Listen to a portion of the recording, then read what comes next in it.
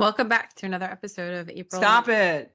Girl, Jesus. energy. Let's go. It's your birthday. It's energy. And I said the name wrong anyway. This is On Call. Else it'd be really cool to just wear scrubs all the time. Then you don't have to think about what you're going to wear to work. Joke is awesome. We're here to answer your questions. We can sit down and discuss all. Wait, I gotta go. I'm on call. Wait, you're on call? I thought I was on call. Hey everyone, welcome back to another episode of On Call with April and Alicia. I'm April. I'm Alicia. How's it going, Alicia? Hey, it's going, April. How are you? I'm good. Chugging What's along. new? What's new? Tell me what's new. I feel like we haven't talked in forever. Oh, what's new? I came back from Mexico. Yeah, came back from Mexico. Then I went to the Society of Household Medicine conference this past weekend with some sound peeps. It was fun. We had a great time. Spent a lot of time at the booth talking to potential candidates, which was fun, and had a lot of laughs over dinners, and got to go to the beach for a bit. So that was good. Was there like a big turnout there? It was actually. I think that there was more people there this year than last year. And I last year we kind of talked about how I think during COVID people got used to going online, doing the conferences online, and so weren't really much in person. But it was, and we talked to the SHM staff, and they said that the registration was up this year. It definitely felt busier this year than last year. Oh, nice. Any good takeaways? Not really. But busy. That's good. I've heard like SHM for the last couple of years is like attendance has gone down. So it's nice to hear that maybe it's back on the up and up. Yep. I think it is for sure. A lot of sound people there. Yes, there was a lot of sound people, which was great to see them because we're all remote and we don't get to see each other a lot. So it was really fun to connect in person and get to know some of them that I had only seen on camera. So that was fun. Yeah. We didn't do anything exciting, just Juliana's in volleyball. And if anybody has kids in club sports, the travel is I'm also at a point where I'm like, hey, a lot of these tournaments are scheduled on Fridays. And there's like, it's a school day. Yeah. So we're at 4 for this year. And I'm a little bit of like a nun around this stuff. Like, if you're not dying, you're not bleeding from your ears or your mouth, like it's time to go to school, and have the nurse call me. They hate that. But I was like, why are all these people like scheduling tournaments during a school day? So we're at 4 Fridays total for the school year. But yeah, we went to Louisville. And she had a tournament, great opportunity to just like spend time and watch some girls play volleyball. But like, I will tell you, like, there was this funny story. There was a gentleman, like, so you have these volleyball tournaments. There's like 100 courts.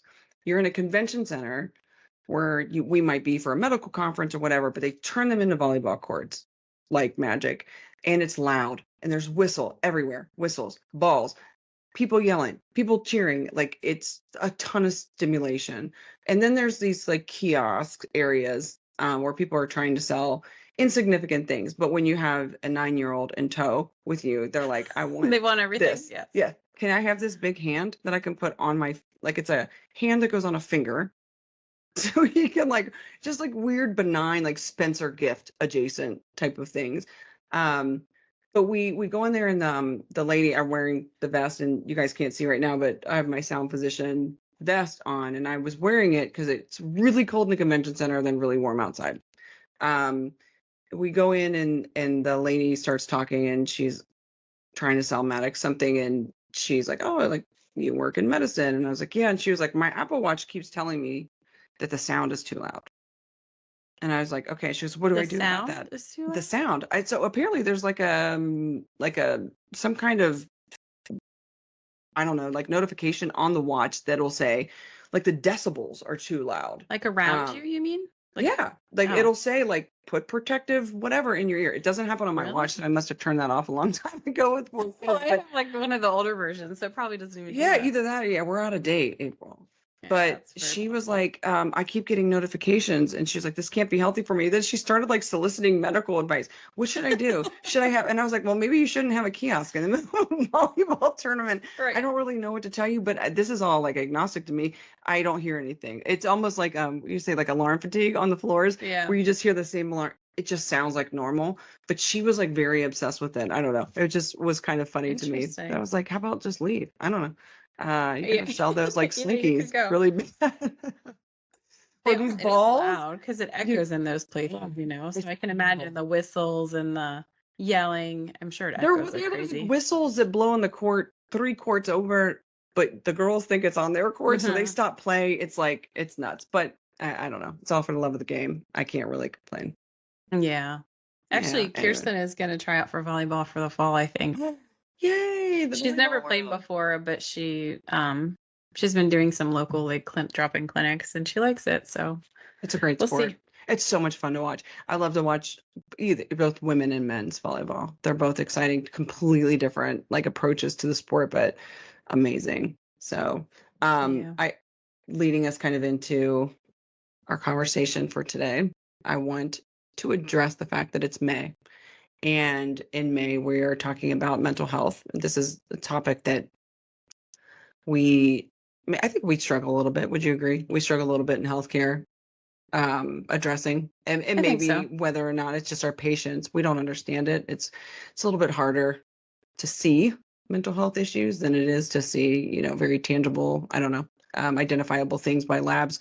But in honor of this, April and I were very committed to the cause and addressing this issue and at least beginning maybe facilitating conversation. So one thing I just want to share, and this subject being particularly close to me, is I have struggled in various points of my life with mental health issues. Um, COVID obviously was really hard for me. And I think a lot of people listening, maybe patients, maybe providers, maybe ancillary staff in the hospitals can all relate. But I would say outside of COVID, because we talk about that a lot, in just in the real world space as a mother of four now, I experienced pretty significant postpartum depression. My first at 19 with my daughter, and really not understanding what was even happening. I was very young, certainly didn't have any of the schooling behind me to maybe help lead guide. My family had no idea what was going on. And I would admittedly I experienced that 4 times. Every child. Mm, yeah. Every time was worse. I think I mentioned a story on one of our last podcasts around the patient that I had returned from my first day postpartum, Yes. Yeah. and how things had gone south and how horrible. Um, it to me, it's really important for us not just providers, mothers, husbands, sons, wives, daughters, um, to be mindful of Yeah. where we are if we can, and sometimes we can't. And the one thing I want to share that is very vulnerable but very real is the sometimes the person suffering doesn't even know they're in the middle of it. And for me, my third child, Juliana, was probably my worst postpartum. That was actually the same time that I went into the With that hospital and patient. had that. Yeah, but like I was really outside of myself, and I think it's funny. My OB, and I love him, adore him. I think we just kind of do these protocols like, oh, like mom is sad or mom is disengaged or mom can't breastfeed or whatever was going on with me at that time. Um, it was like quick, like let's pop her on this med, which I Mm, was willing to take, but again, incredibly disassociated. Like it felt like that I wasn't even really aware of how bad off I was. Um, but I then started experiencing side effects from the medication, and on Easter Sunday, ended up in a garage with my car running on a telephone call. And it wasn't oh, geez. that I said, "Hey, I'm done here." I really was tapped out. It by the grace of God, truly was a person I was talking to in the car at the time that realized like something's way Something's off with wrong. her. Yeah. Yeah, yeah, yeah. But it made me my joke, and I joke sometimes like in place of discomfort. But for me, the joke was always like we label all these side effects like this could cause suicidal, depression, blah, blah, blah, blah, blah, and then like let your provider know if you're experiencing it. I could have never told my provider I was experiencing it because I had no idea. But Yeah. thankfully, like the people around me did. And my job didn't judge me and my peers didn't judge me. And I felt like incredibly broken for a long period of time. What was wrong with me? What had happened? First of all, the regret of like the first regret was, why did I have another kid? Like, why did I do this to to my family, to myself, to whatever? And then as that kind of eased in, it was really more like, what's wrong with me? What's wrong with my brain? What's wrong with the way I think? What's wrong with the Yeah. way I'm inputting information? So I just share all that to say we all experience these things. Now, I'm far removed. Juliana's 13, and I will say my mental health is average. And we April may deny that. I might have a different rating for you, but Oh Lord. But just yes. kidding. No, no, no, it's completely fine. But it was being vulnerable in that process because not just experiencing that, but it was experiencing it and being where I was in my professional life to go, I should have a better grip of this. I should know Yeah. this better. Where did I fall? Where did I fail? And there are some areas I can recognize. Hey, I tried to come back too soon. I didn't allow my body a chance to heal. I didn't give myself grace. There's like a lot of things. So I thought it may be a good intro for us to talk about mental health in the healthcare space and things that we can do to make sure we're preserving it the best we can. And just overall caring for it, respecting it, and having grace. I don't. That's my word for the day. It's just having grace for each other Yeah. And as for colleagues. I don't yourself, know. I mean, it's, Yeah. I'm sure that was hard because you think about it and it's supposed to be this super happy time because you just had a baby and, life is great. And then you don't feel like that. And so you probably really felt like something was really Because wrong. you're on that Yeah. high. You have a kid, Yeah. you're like, the baby comes out, you're like, I don't even remember delivery, or maybe you do, and it's like, whatever, but this is life, and it's like, I'm sure it's hormonal and everything feels great, but then there's this crash. And for me, Yeah. I don't know if it was hormonal. I don't know if it's just what I'm predestined to have, like with my maybe family genetics. I really don't know, but I did not have a child that I did not experience it, but it just felt like it was getting worse. So I thought, one, let's normalize this conversation. Yeah. We had this conversation on a virtual village. For those of you guys not part of Sound, virtual villages are our regroup of Sound, all the colleagues, whether they're clinical business. We just do kind of a family meeting is what it is. And we talked about this and we talked about just what was going on, but it was in more relation to COVID. I think with what we do, it's important to talk about mental health. Yeah. Well, and I think too, mental health, like I think a lot of people hear that word and they automatically go to all of the psychiatric diagnoses, But but mental health really also encompasses a lot of other things, right? It encompasses like your emotional health, your kind of social well-being, your perception of things, like your behavior. So it's not just all about, those kind of, I think what are sometimes perceived as labels that people think are not great. You know what I mean? Like there's not, mhm. sometimes I think that people feel like once they're diagnosed with a psychiatric illness that they are judged or, whatever. And I think that it's so much more than that. Do you think, April, that it's hard to treat what you don't see? It is. And we see it in behavior, patients, family, whatever. But it is hard to understand it because it's like, let's just say cancer, okay? Like you see the tumor, or you see the lab work, or you see the imaging, you see, the PET scan. But Well, there's no mental question illness, because you it's don't, objective. We correct? can see that. And But you gotta like can't phone a see things. friend. Yeah. Dear 1-800 psychologist, if you even have one on staff, or psychology, to kind of help you determine, is this person suffering from something? But for me, it's always been one of those very gray areas in medicine that maybe we don't afford the same grace Yeah. um, that we might with other illnesses. And there's such just a broad spectrum of like in my role at Frederick Health when I worked there full time, like I worked in the behavioral health unit. I did all of the medical consults for our behavioral Oh health wow. patients. And the age was a huge range and just the severity of it was a huge range. And and how you handled, how you could try to treat it. I mean, I'm not a psychiatrist. I didn't actually, handle that part of it, but just in my interaction with them, they just so much appreciated somebody just sitting down and listening to them, just kind of Right. hearing their thoughts and trying to help them make sense of it. And sometimes I could help them and sometimes I couldn't, but at least I could listen. So, And I like like the idea of us really being, I keep saying the word mindful and grace today, but mindful of that diagnosis as much as we're mindful of anemia or like right. a blood loss anemia or exacerbation of heart failure or all of these other issues that we put on our assessment diagnosis in our charts, that the mental health piece is incredibly important, because I do feel like, if I'd gone to the hospital during this period of time, um it is possible that, and I say disassociated, and I don't want to like mix that in with like other true psychiatric illnesses. But when I say like I wasn't aware of how bad I was, Yeah. would they have labeled me non-compliant?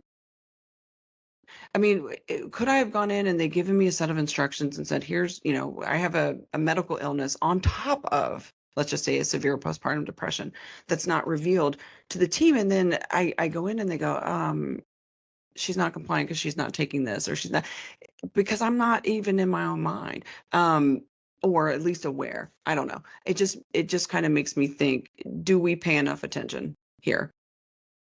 Yeah, I mean, that's a good question. I don't know if you would be legal non-compliant because they have to take that into consideration, but I don't know that everybody does, They'd have right? to When you really know, look at it, they have to right? know. And yeah, Yeah. that's true. They have to know. But that's very common. People who are on meds for psychiatric illnesses, they start to feel better and then they think that they don't need the medicine anymore and they'll stop them. So, not Well, I'll tell realizing you, that the reason they feel better is because of the medication. So, yeah, for sure. And I'll say part two of, for anybody that listened to the previous episode around, I think we were talking about uncomfortable situations.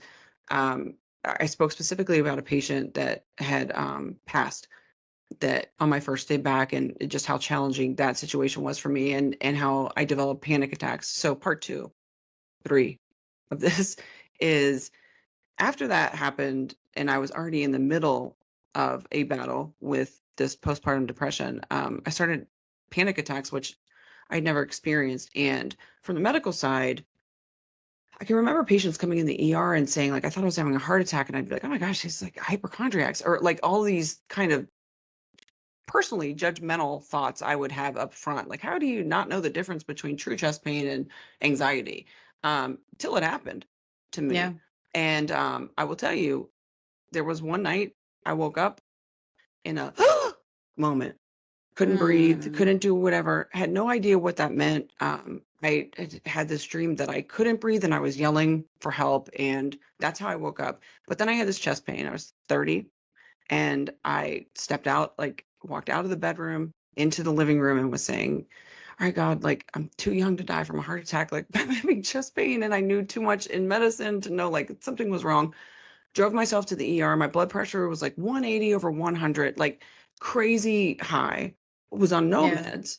And then, but like everything calmed down. My potassium was kind of a little low. They repleted and they were like, you're fine. Go home. As soon as I go home again, chest pain, 911. Call 911 with a 3-month-old laying on a couch.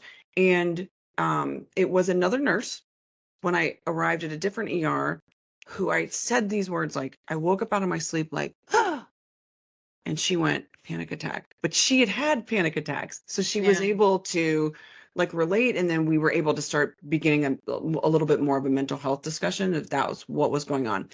I'm not a like crazy open book, but I will always share my experiences, because I feel like any of us going through this, it's really important for us to not feel judged, and not, as providers, as clinicians, as ancillary staff, like as I mentioned, any of us, patients, to not feel the shame, um, in what it is you sometimes you can't even Right. explain, but there's somebody out there that can relate. So I don't know. Um, and Oh, I know for we're not sure. going to be like solve it all today, but I think it would be cool to talk about maybe ways that we can help support ourselves, um, kind of really build the muscle of our mental health and maybe the environment to help support our mental health as we deal with some of these incredibly tragic situations. I know I'm spending a lot of time. I feel like I'm debowing the mic right now. So, I, just curious, April, do you have any personal experiences or just whether personal, familial, whatever, with mental health or challenges that you've experienced?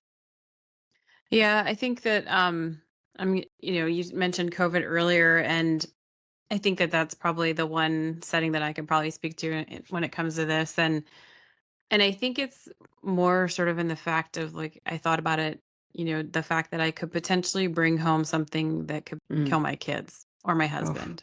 And Yeah. so at first I felt like I was dealing with it well. It was in the unknown, and it was a situation where it was also sort of like an unknown in our role. We literally every week we went in, we were asking, okay, what's the latest? Because things were changing so fast. And so, Hmm. one, you felt a little unsettled because what you've always known was not really what we did. And at the Right. beginning, um, when we had patients that testing wasn't great and we weren't 100% sure on exactly the best treatment options. And so that was a little hard at work. But then you go home and you just hear about how, like, oh my gosh, it's if you give it to your families. Like, I heard stories about people who were living in campers in their front yard so that they Yeah. weren't near their family, and stories about Hmm. people who were living in their basements and families were delivering them food so that they weren't around them. But I didn't, I felt in the time that my kids needed me as a mom, and they needed me to reassure them because they were scared too, right? They're out of school, they have no idea what's going on, they hear about this Mm. crazy thing. But I just remember there was one day, it was a Sunday, because I was working Monday through Friday at the time. It was a Sunday afternoon, and we're sitting on the couch and we're watching Moana. I think it was like, we're I a love huge Disney Moana. people. And so we're watching Moana, or maybe it was Frozen 2. It might have been Better Frozen have 2, been actually. Moana. Yeah. And Let's go with Moana. I'm pretty sure it was Frozen 2, but and so we're sitting there, and I'm sitting on the couch, and I started just spiraling in my head, and I started thinking to myself, like, oh my gosh, I have to go back to work tomorrow. Oh my gosh, like then I have to come back home. And I just started thinking, and I like looked at my husband and I said, I need to walk. And he was like, what? And I was Mm. like, we need to go for a walk right now. And we got up and went outside, and I just needed to like clear my head and walk. And my team too, like a lot of them, like one of my teammates, like had their kids staying with family members so that they weren't near them. And it made me sort of worried sometimes when I talked to my team who was worried about their kids. And so I actually got to a point where when I went to work, I didn't go in our office. And Mm. I would go to like the doctor's lunch because nobody was in there really, because it was just kind of essential people working. Right. And I sat in there and worked by myself because it was You easier for isolated. me. Yeah, I sort of did, because it was easier for me to just be able to do my work and focus on that while I was at work, and not be in conversations worrying about all of the rest of it. Like, so Right. I sort of had to pull away a little bit from my team, which is sad because I love my team. But in the moment, I just needed to be able to focus on what were the facts were, and stop worrying about what if the what ifs. All the So fear. Yeah. yeah. I And remember those all of us days. had like routines when we got home. We all at some point shed everything we were at work and ran it right into a shower, Those were crazy times. before we saw anybody in the house. And so it was a crazy time, and it's still a joke with my family. Like, I I was actually used one I of those had who a lived in the routine. basement for a month. Did you? I did. I did. And I wouldn't say it was as it wasn't. I wasn't scared. And initially with COVID, I've said this a million times. Like I love infectious. Like I don't love what COVID did. So let me be very clear. But it was very kind of fascinating to me. I was always obsessed with like the Spanish flu and just kind of things that just nature in general. But not knowing enough, and we had several on both sides parents who were immunocompromised. We didn't know. I wasn't Yeah. worried as much about my kids. Probably more just like the adults of the family, Yeah. and the potential spread and not knowing. And so it was like you come in the garage and you're like strip off in the mudroom, and Yep. like I go to the basement and I would talk to my kids from the bottom of the steps, and they would like send me notes, and it was really sweet, but it was also like you said, isolate. Like there was a point where you just had to isolate a little bit. And then I can like remember going into the office at work, and you mentioned like I had to separate a little bit. because they would like, it was either John Hopkins or, one of the large, I think John Hopkins was the one that did the big graph that was like showing every point of like Yeah. COVID diagnosis, COVID, and you're just watching the red Oh, you're just watching patches it get almost worse and worse. Like, obsessively. yeah. Yeah. Meanwhile, there's Fox News and CNN in the background and like all of this like rhetoric that's happening, and it's hydroxychloroquine or not like it was all this Yeah. stuff, and it was like incredibly, we didn't know what to do. Yeah. Had no Yeah. idea. So not only as a clinician are you trying to like save patients, but you're also trying to save your family. That's gotta Well, and I be think crazy. one of the tipping points for me was like one time I came in and said something about hugging my kids, and they're like, "You're Mm. hugging your kids?" And I was like, "Yeah, I mean, I shower first." But like, Yeah, and then I was like, "Oh my God, should I not be doing that?" But I felt like they needed me. It was just such a weird time. it was. I don't know if I So would have done it differently. I think about it a lot. Like that's a month, truly 30 days that I spent in the guest quarters in our basement, and it was challenging. And at the time, it felt like the right thing. And I think you kind of go in like I always say reptilian mode. You just kind of focus in on like what is it we're trying to accomplish right now. We were just trying to figure COVID out, save patients, do what I so yeah, you just kind of it becomes automatic. But the fallout years later, it still remains the fallout. yeah, And the exposure, the death, the trauma of all of it is I think what we're starting to come to reconcile with now. And I think it's probably a whole nother episode, right? To talk about how do you navigate during the times where we're acknowledging what happens right now. yeah. We're acknowledging mental health barriers as clinicians, not just patients, but as clinicians. But I do think it's almost like worthy of an entire episode to talk about, how do you leverage and how do you manage and how do you maintain No, I agree. There's so much to mental talk health. about there. So Yeah.